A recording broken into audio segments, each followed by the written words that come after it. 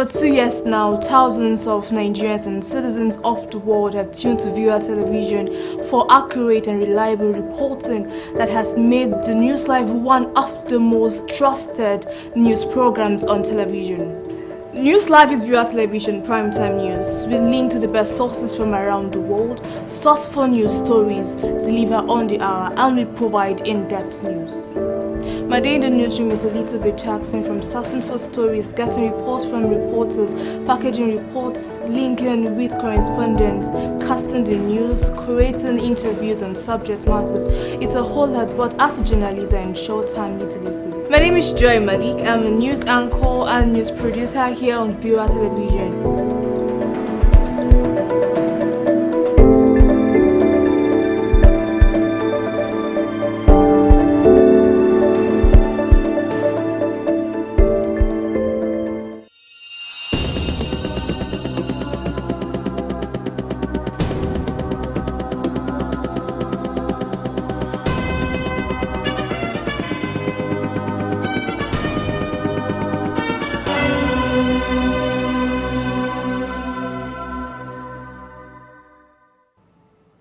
Welcome back. If you're just joining us, this is Newslive and a recap of our top stories. EFCC releases Obiano after spending 7 days in detention and seizes passports. Abba Kyari's extradition hearing stalls over AGF's non-service of documents. Plus, NATO leaders meet in Brussels to discuss war in Ukraine. Now, Kebbi CP tells officers, that's the Commissioner of Police in Kebbi State, Musa Baba, has warned officers that men of the command that the rumored strike by police personnel is mutiny and disobedience to lawful order. Baba said this while speaking with the officers and men of the command in Birnin Kebbi on Thursday. Baba also urged members of the inspectorate rank and file to discard the rumored strike being circulated.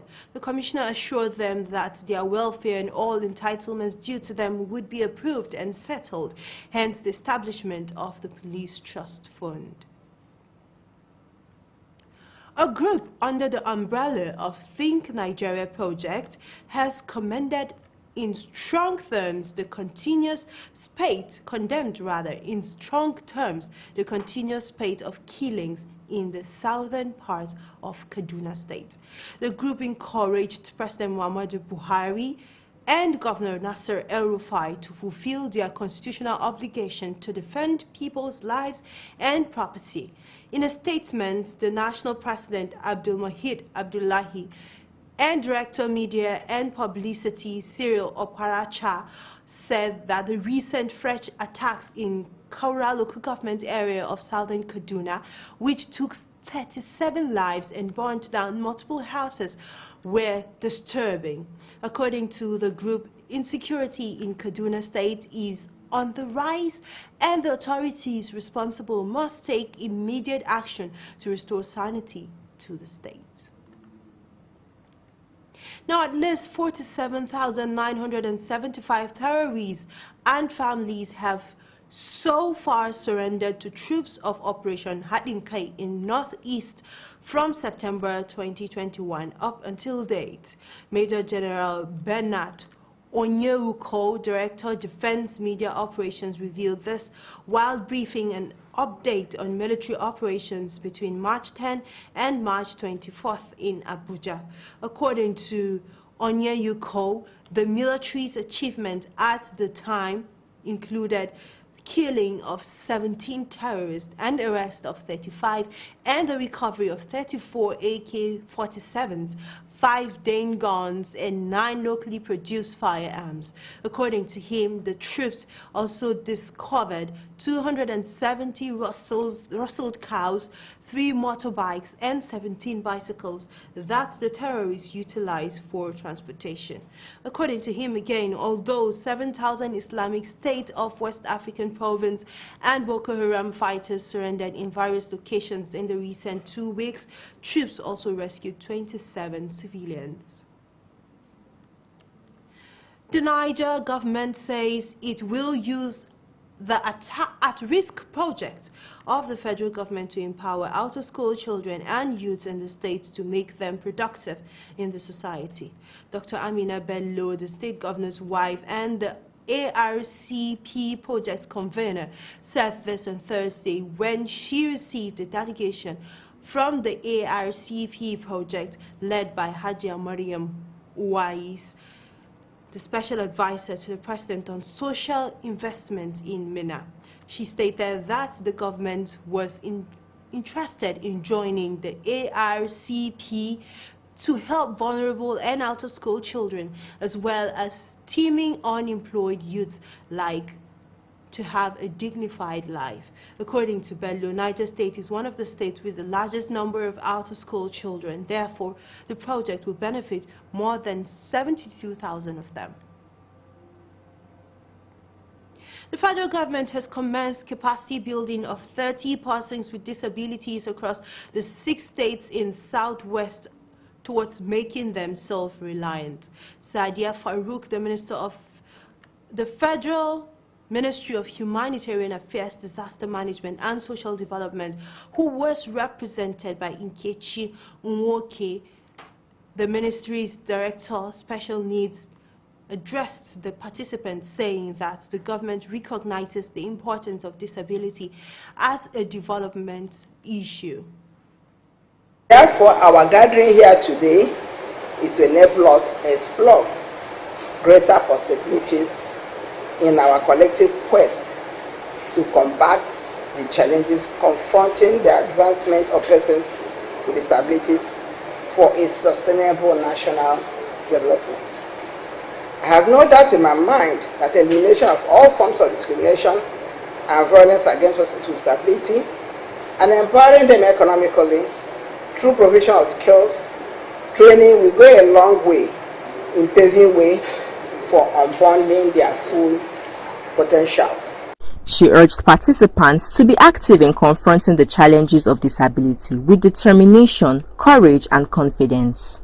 I therefore want to encourage the participants here present to be active, alive, and firmly confront the challenges of disability with determination, courage, and confidence. Director, Federal Ministry of Humanitarian Affairs, Disaster Management and Social Development.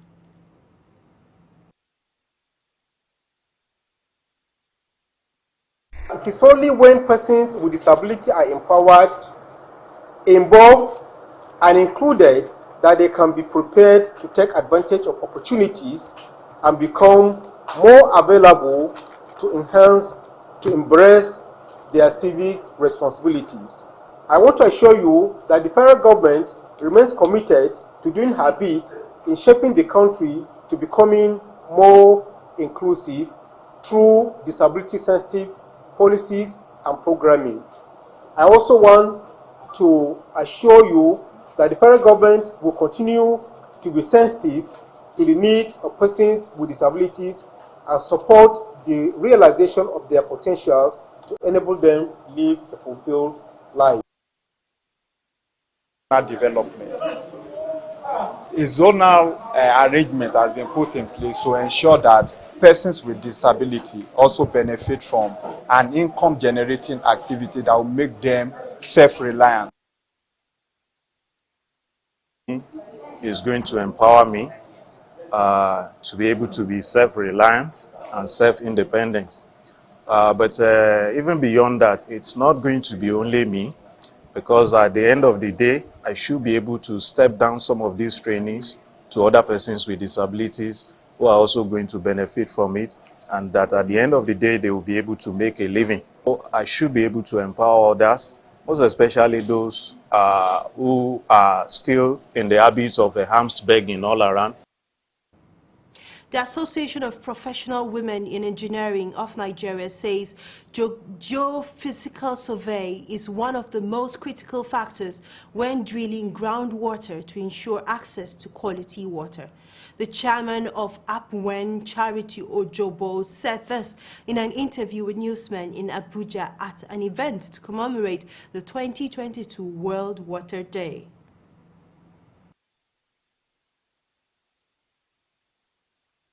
at the upstream. If in your, for example, you have your land, you check your land, you find out where you're locating your septic tank sockaway and where you're locating your water, your borehole, so that they are not close by. Because those are the type of things that can affect this groundwater that we are talking about. So, but you can't stop somebody from doing. What you need is to make sure that whoever wants to do it does his geophysics. That is why you have the borehole association and the rest of them. That he does his geophysics, and even after drilling, that pumping test is done to ascertain that borehole is serviceable, and that borehole will give you the water that you need, depending on whether it's for household or industrial use. She explained that the association held a competition in which 36 FCT junior and secondary schools compete to demonstrate the most effective technique to preserve water and ensure that students knew the concept of water conservation and preservation. This year's World Water Day with the theme, Groundwater, Making the Invisible Visible. We decided to engage senior science schools in FCT in competition to harness the inbuilt creativity in them.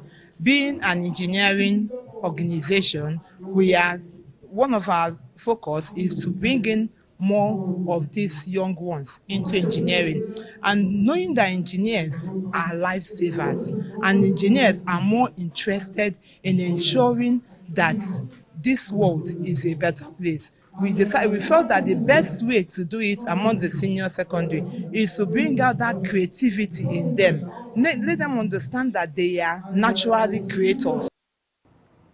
The Permanent Secretary of Ministry of Health says federal government is developing the University of Maiduguri Teaching Hospital into world-class facility to discourage medical tourism abroad. The ministerial committee revealed this during an inspection tour of projects and special intervention units at the University of Maiduguri Teaching Hospital. The reports. The Abuja Health Ministry teams were on a familiarization visit and inspection tour of the teaching hospitals completed and ongoing developments. The group was greeted warmly by the administration and friends of the University of Maiduguri Teaching Hospital, who praised the hospital's efforts and success in their remarks. We've never thought of some of these things coming this way, particularly the linear accelerators, the brachytherapy for cancer treatment. These are things that we've been dreaming for many, many years. And there are only 1 or 2 centers, but I can remember maybe only National Hospital, the whole of the North. And then brachytherapy in Fairview and lately in Gombe. And you can imagine how far these poor patients travel. The main hospital we have here is this one, and also the State Specialist Hospital. Of course, we have other medical centers, but because of the enormity of the problems we have in the state and in neighboring countries, this is the main hospital alongside the State Specialist Hospital. So all the developments we've been following through within the last 4 years, we have seen a tremendous transformation of the hospital. The Trauma Center, Burns Center, Cancer Center, Physical Rehabilitation Center, GOPD, and the COVID-19 facility were among the projects revealed to the committee. Mahmouda Mamman, the Permanent Secretary of the Ministry of Health, expressed satisfaction with the hospital's progress and said that such reforms will put an end to medical tourism abroad.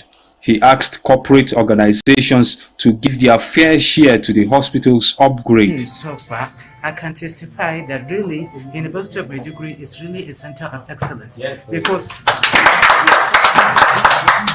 I can assure you that if we maintain this trend, the issue of medical tourism in Nigeria will be a thing of the past. Because I have seen the readiness, I have seen the equipment, I have seen the capacity of it to really avoid this issue of medical tourism. And that is the concept why we are here, to see things for ourselves.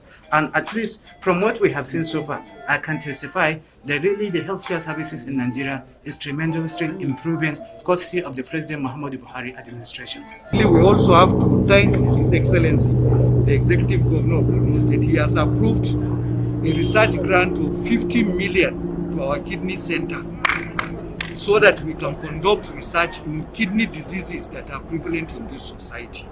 Bitrus Kuruti, Viewer Television News, Maiduguri. Now we have John Matakai with the business news.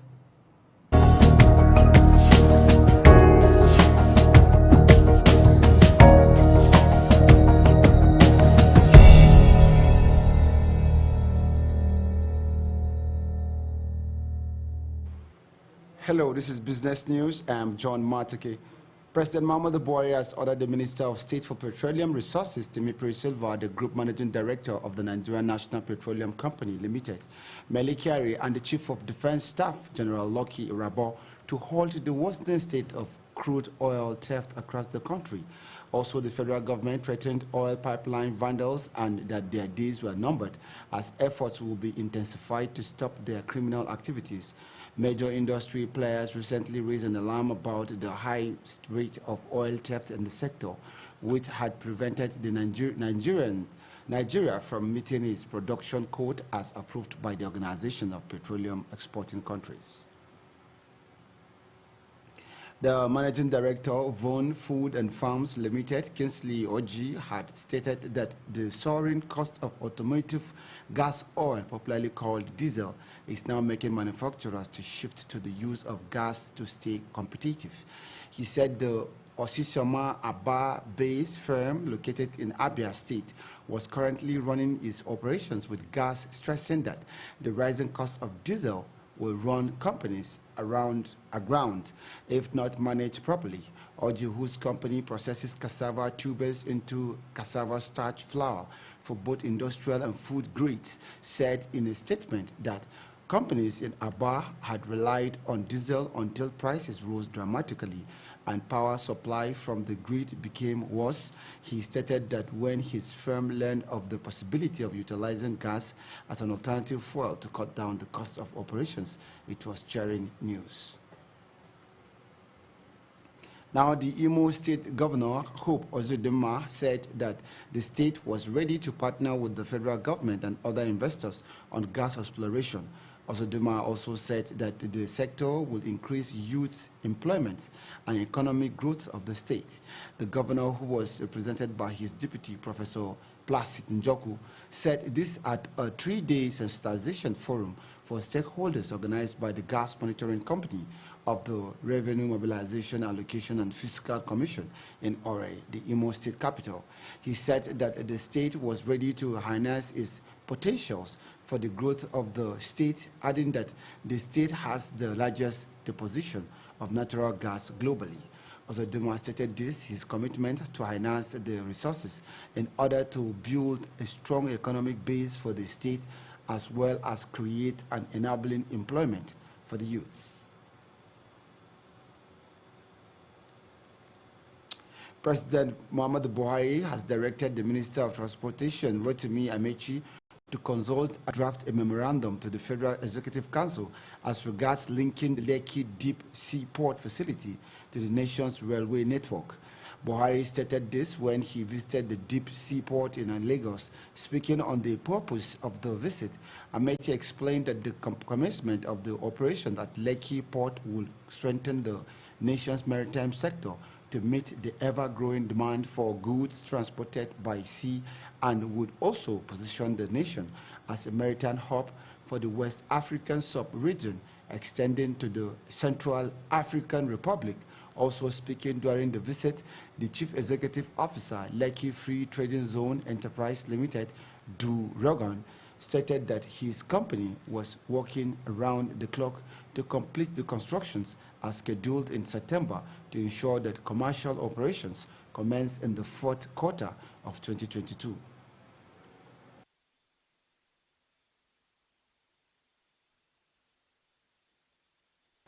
And that's on business news. Thanks for watching.